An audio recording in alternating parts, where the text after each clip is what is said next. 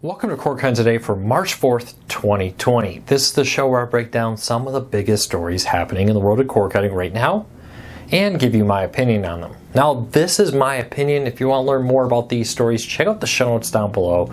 Leave a comment. Let me know your thoughts. I'd love to hear from you. If you're new here, do me a huge favor. Hit that subscribe button. Hit that thumbs up.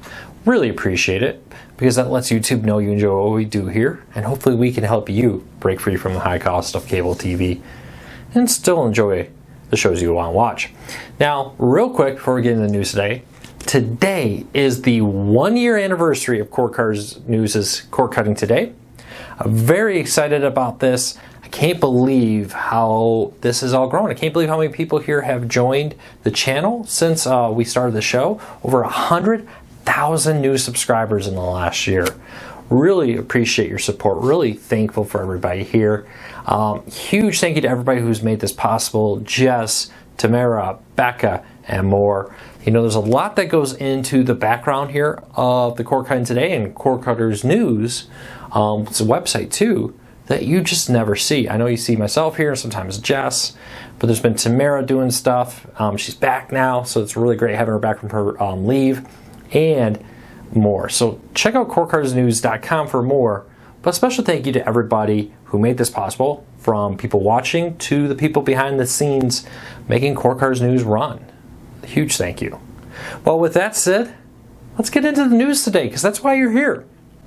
Let's start off with AT&T COO, Chief Operating Officer, came out and said he is open to selling DirecTV. Yes, once again, AT&T's floating that bubble. Reportedly was floated a while back, but it's once again being floated here as he spoke at a conference recently in New York. A Deadline confirmed that he said this. Now, he did, John Stankey, S-T-A-N-K-E-Y, I hope I said that right, my apologies if I did not, did temper it though. It says he's concerned about regulatory approval. Now, Moffett-Nathanson, a well-respected analyst in this field, has come out and said he firmly believes that this would get approved, much in the same way that SiriusXM, that merger was approved. Now, I kind of see this as an inevitability. Honestly, Dish is even talking about it during their most recent earnings call that they see this as an inevitability. The question now is kind of when. You know, for now, I don't see it happening this year, though stranger things have happened. But I definitely see it as a real possibility going forward that AT&T will sell this off. Now, the reason for that is AT&T wants to pull as many DirecTV customers off of the service, along with U-verse and more, and move them to AT&T TV. It's much more profitable for them. There's lower costs, higher profitability. Now, it's the same price basically, but it's missing some channels, which does make it a little bit more difficult as a selling point. But they don't need to send somebody to your home, put a dish in your house, launch a satellite into space, and more. At some point, though, not everybody can really do that. There are still areas of the United States where high-speed internet's not available. There's still people who don't want it. So especially in rural America, Dish and DirecTV are very important. I could definitely see a day where those merge in, especially with low Earth orbit satellite internet from SpaceX and Amazon coming to kind of justify the, hey, while there is internet that could bring high-speed internet to these areas, so allow you to get YouTube TV, Sling, PlayStation, or not PlayStation View, Force of Habit, and more there. So keep a very close eye on this story. I bet this is not the end of it. I do firmly believe in the next 5 years, AT&T will sell DirecTV off once they feel that they've fully pulled as many people off of it to AT&T TV as they can, and then the remainder people they will sell off. What does that sale look like? Who ends up managing it? Maybe AT&T buys off Dish. Maybe Dish buys off AT&T. Maybe they're both spun off into an independent company that Dish and AT&T both have a share in, very similar to how Hulu has joint ownership amongst multiple companies. Even to this day, Comcast still owns a small part of Hulu, even though Disney now has a majority. So keep an eye on that. Let me know what you think, your predictions. I'd love to hear from you. Moving along, Pluto TV and the Roku channel have teamed up. The Roku channel recently this week added a ton of new live channels from Pluto TV.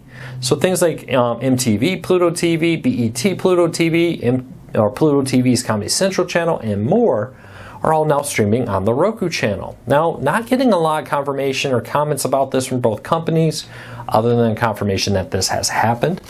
But we can speculate here for Viacom CBS, this makes great sense. They want their content on as many places as possible because they're making money off of ads. Or if you watch it through Pluto or you watch it through the Roku channel, they're getting ad revenue. Now, are we going to start seeing like Samsung channels, or is it LG channels, whatever TV one that has that? We're going to see Pluto TV content there? Could be. Wouldn't surprise me at all to see this content come. Now, maintaining the Pluto TV branding could help draw more people to Pluto TV, but I think Viacom CBS, their main goal here is just views. You know, views get ad revenue. That's why they do that.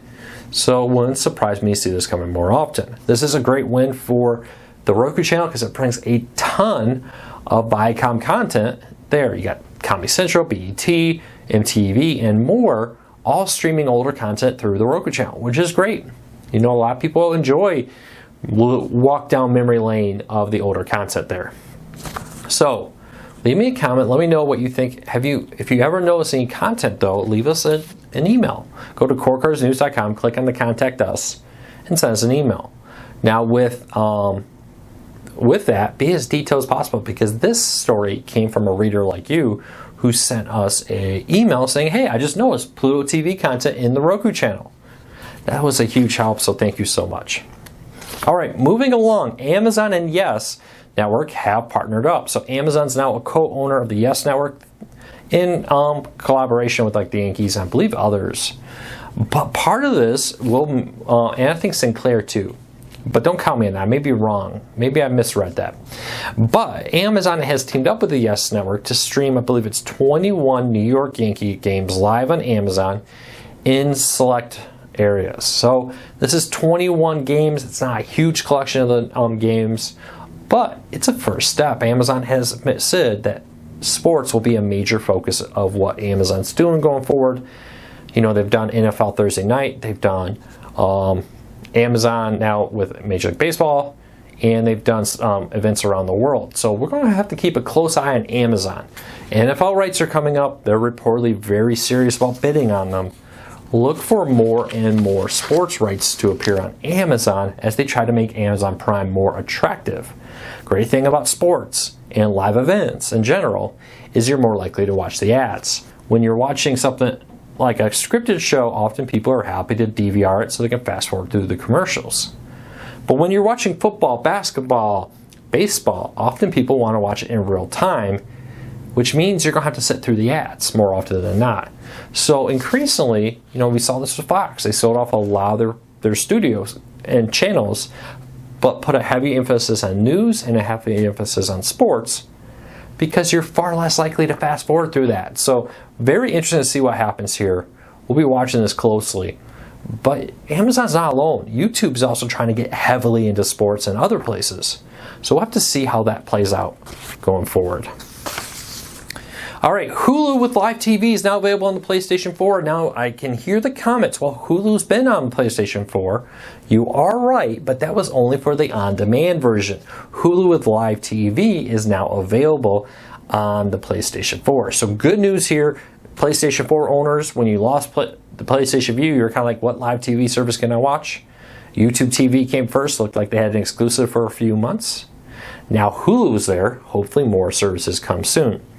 Sorry, PlayStation 3 owners, you still have on-demand access to Hulu, but no live TV. No one seems to be wanting to update the PlayStation 3 apps, especially with the PlayStation 5 coming out. I'm no gamer, no gaming news, but just want to point that out. So, good news, PlayStation 4 owners, you now have access to it on the on YouTube TV and on Hulu with live TV now available. Of course, you don't have to get the live TV. On-demand only subscriptions still work there. Next up, speaking of YouTube TV, they're rolling out a new feature, one that we've all really wanted. The Mark as Watched feature has started to roll out on mobile devices, hopefully more devices very soon. The YouTube TV DVR is great, 9 months of keeping everything. The problem with it is it records everything, right? The worst thing sometimes is like, hey, I'm going to be gone at dinner. I'm going to record this one football game so I can watch it later. You know, sometimes I'm a huge football fan. If I can't watch it live, sometimes I do want to go and get a quick view of it, just kind of fast forward through all the shows there. Now with YouTube TV, that's great, but now it's recording like every single game ever played of that. And now with this, I can go in there and say, hey, Marcus watch, Marcus watch, Marcus watch, and wipe them off of my DVR home screen so it's not constantly promoting me to watch shows I don't really want to watch. Maybe it's a rerun. Maybe I wanted to watch new episodes of something and it's recording all the old ones. This wipes that out there. So really cool feature there. Hopefully that hits more devices very soon. Last story above the day real quick. 5 pro tips for Fire TV and Fire Stick owners. So I get that a lot of people for Christmas, New Year's, the recent big sale just last week on the Fire TVs. A lot of new people got Fire TVs recently. A lot of people are cutting the cord. Well, we sat down and created 5 pro tips for Fire TV owners and Fire Stick owners. It works with the Cube, it works with everything. And these are tips to help you get the most out of your Fire TV device. I would highly recommend you check them out. Link in the show notes down below. But leave me your comment. I want to know what tips and tricks you would suggest to a new Fire TV owner. Keep them the legal side. Apps only from the official App Store, please. But leave me a comment, let me know. If you want to read our tips, check out that link in the show notes down below. Well, that's it for today. Again, a huge thank you. It's hard to believe it's been 1 whole year since we started doing this crazy little thing here. You know, it's just kind of an afterthought a little bit, like, hey, let's just see how this does. And it seems like everybody's enjoying it. So I really wanted to say thank you. Your support to Cord Cutters News, both here in the YouTube channel, online, on the social media, on the website, has meant the world to me. And no matter what, I'm always very grateful to all of you. So thank you for 1 crazy year. Here's to another year of cord cutting today. Hang in here. We're going to keep trying to become bigger and better to make Cord Cutters News even better going forward, to help you save even more money and help more people break free from the high cost of cable TV, but still watch the shows they want. So real quick, if you're new here, hit that subscribe button, hit that thumbs up. It really does help us.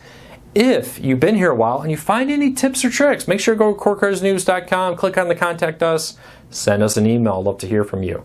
Also consider ringing that notification bell so you never miss a video. We post Monday through Saturday with these videos, plus tonight, for instance, at 8 p.m. Eastern every Wednesday, I'll be here tonight doing the cord cutting Q&A. So check that out, an hour with me answering your cord cutting related questions. So I hope you all have a fantastic Wednesday. Stay dry. It's a wet, rainy one here in Texas. I'll talk to you real soon.